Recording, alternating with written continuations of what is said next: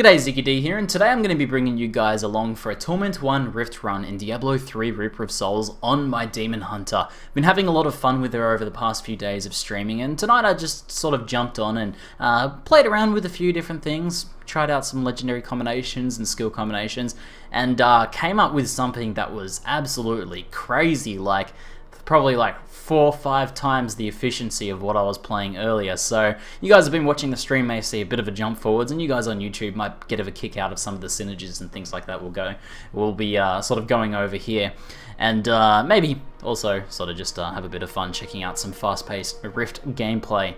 So we are on a little bit of a time budget because I have this fleeting shrine and empowered shrine here thanks to my gloves of worship. These gloves give you shrine effects last for 10 minutes, however, currently fleeting and empowered are lasting for up to an hour. So I'm sure that's going to be fixed at some point, but even with it only being 10 minutes, these gloves are still pretty insane. It's quite possible to chain together the different shrines, but these ones particularly, along with a bunch of other things that my Demon Hunter has going on, make things pretty crazy in the Rift run. So I'll go ahead and open up a Rift here. But I'll just do a quick run before my build first, and some of the gear I'm using. So the first piece of gear that's pretty significant is Pride's Fall. Whenever I haven't taken damage for 5 seconds, my resource costs are reduced by 30%. Now for attacking, it means I can get a lot of burst out, and things are very cheap. I can burst a lot.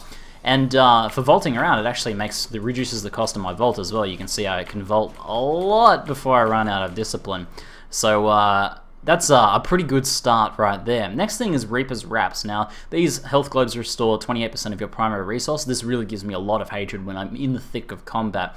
So, although I may lose Pride's Fall once I start taking damage, Reaper's Wraps takes over there. I'm also using it with Blood Vengeance, which both stack together, and because Blood Vengeance increases the maximum hatred, Reaper's Wraps ends up actually doing even more. So you'll see me, whenever I grab a health globe, my hatred will go from like empty to full in one health globe pretty much. So pretty insane stuff there. I'm using Chakram's Twin Chakrams as my main attack, simply because although it costs 10 hatred, with Pride's Fall reducing the cost, it almost costs nothing. You'll actually see my hatred barely go down.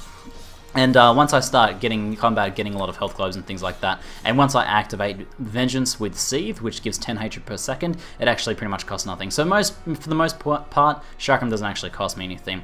And I'm using Cluster Arrow loaded for Bear just for really big burst damage against smaller groups, elites, single target, and bosses and things like that. So, the next thing that I'm using here is, the other skills I'm using are Vault. I use Wolf Companion with the Companion Rune, the Wolf Companion Rune, along with Rain of Vengeance to get extra damage. I pop the Wolf before I pop the Rain of Vengeance, and I can also get the additional damage there, so that gives me 10 seconds of extra damage, which lasts for the Dark Cloud and boosts its damage as well, because it kind of snapshots that.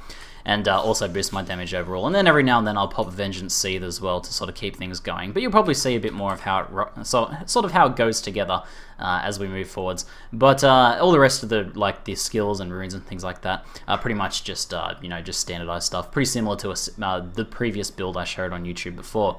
So let's just go ahead and run into the Rift. I think we'll probably get a better idea of how things work actually doing it. And I don't want to waste any more time on my shrines. That said, I'm likely to get a refresh before they run out, because an hour is a pretty long time. I just refreshed my Empowered Shrine not too long ago, actually.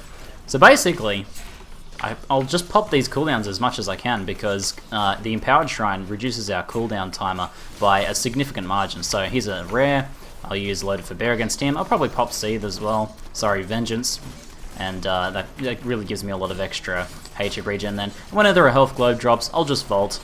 And I collect that pretty easily. A nice little synergy with the Fleeting Shrine, an additional sort of synergy there, is it increases your pickup radius dramatically. When I'm relying on health globes a lot, it means that I end up getting a lot of the health globes that drop just kind of accidentally, which means my hatred will stay very high. So I just try and pop my cooldowns as often as I can, because they do come off cooldown very quickly.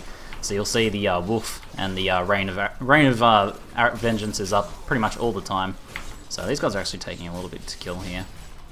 A little bit low on the Vengeance there, on the hatred there. But there we go, there's a health globe. Oh no, Stuck Wall is the worst affix of all time.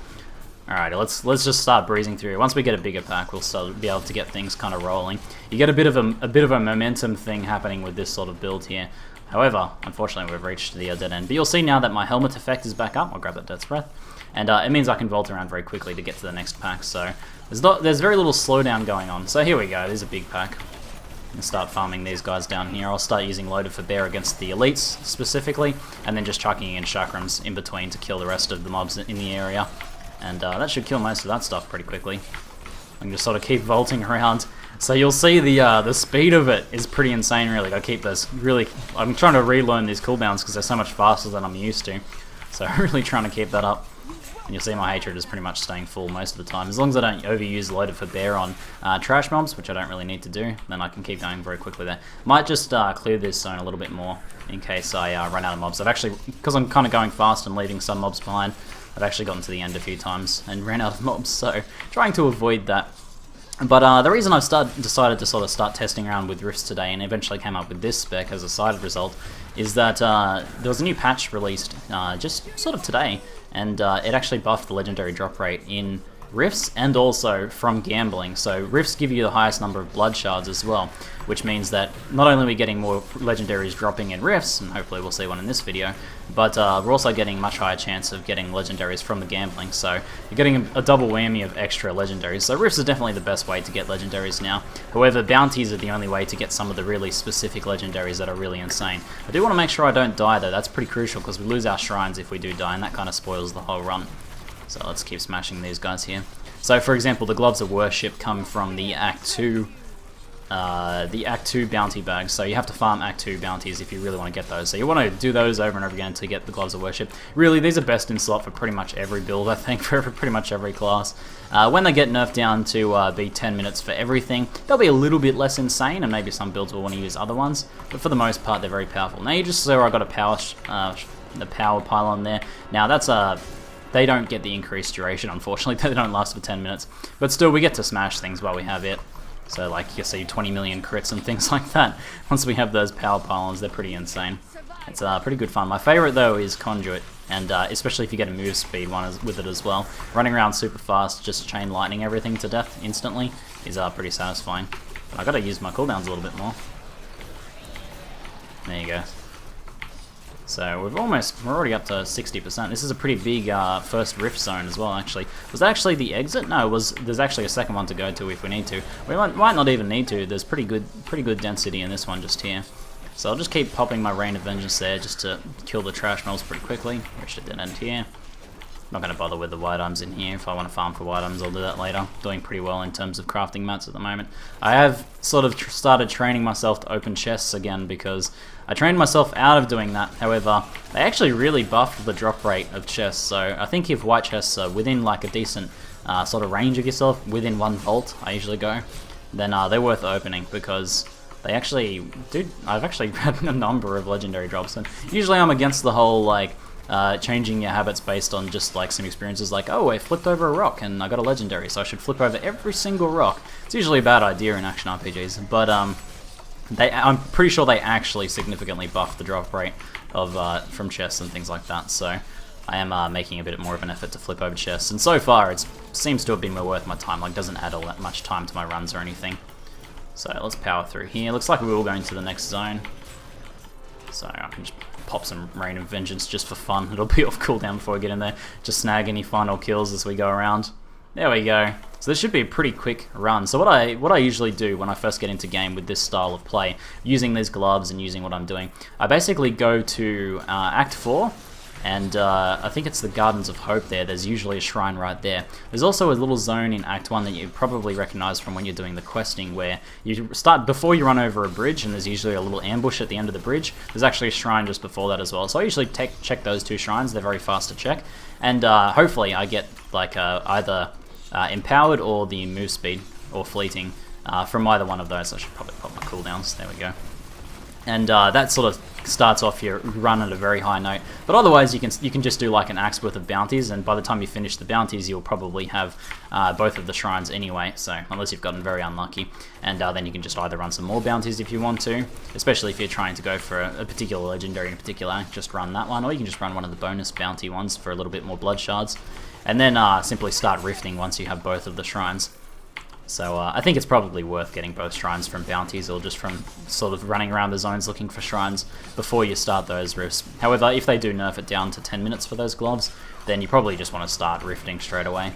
And, you know, just find the shrines in there. Because the shrines do spawn in the rifts pretty often. Like, it's not all that uncommon. I've been chaining for a couple hours now, shrines. Like, they'll get pretty... Like, this is the closest I've ever gotten one to running out, actually, is this fleeting one just here. So, I'm actually... There we go, another flawless... another jeweler recipe there. So I've actually, yeah, not really ever run out of one of these in this entire farming run, so I reckon you could probably chain these all day. So I do imagine they'll be nerfing those gloves down to 10 minutes pretty soon, but even after that, I'll probably keep using them. It just makes for a really fun way of playing, like moving around faster and having shorter cooldowns and everything. It feels good. It like really captures the fast, twitchy style of the Demon Hunter well as well. So I'm having a blast with it. So I highly recommend if you're playing a Demon Hunter, a little bit slower against single target if I don't have Vengeance up. But hopefully I can kill this rare, and whoa, taking a lot of damage there. If I kill this rare, I'll get some, I should get some health globes to drop. That will refuel me a bit. No, he's not dropping it. There's one. There we go, I'll grab that. Then I can finish him off, probably grab another one there, and then I should be able to finish off the boss. There's all my cooldowns as well. There we go. Once we get those cooldowns back up, the boss kill shit gets pretty easy. There's another one. Just sort of keep an eye out for those little guys jumping around, and grab those whenever they drop, and you'll have pretty good kill speed overall. So I've been finding like a lot of good loot this way, and the XP's like through the roof as well. And also those blood shards, did I get like 50 from that run? I spent it all just before this run, and now I'm back up to 59, so did pretty well. But that's the end of that run. We'll do a little bit of gambling. Maybe I'll go for some belts. But as you can see, it's been a blast. If you guys have any questions about like the gearing or the spec, I'm happy to answer them in the comments below. But there we go, we got that reward. The rift will close. While you're doing that, you can do your shopping and then quickly jump into another one, and you won't lose your shrines if you're being nice and fast about it. Where is Kadala? She's over here. Let's try for some belts, guys. Oh, imagine if I get a legendary belt in this one. No, not this time. As a little side note before we pop out, I'm starting to think that if you've got a decent amount of crafting materials, actually vendoring rares will help keep you up with the gold costs. I notice I'm starting to drop in gold quite a bit from all the crafting and stuff I'm doing. So I've started vendoring rares and then salvaging the blues, because they seem to be a little bit more of a bottleneck. But you need to judge your crafting materials as you go, just as like a kind of little side tip. Keep an eye on what your crafting mat situation is like. If you're getting really high in one but low in the other, then, you know, focus on that and vendor the other things to sort of keep your gold up. You got to kind of balance those three things: the blues, the rares, and the gold, to sort of keep things going. But anyway, that's it for now. I'm Ziggy D, and thanks for watching.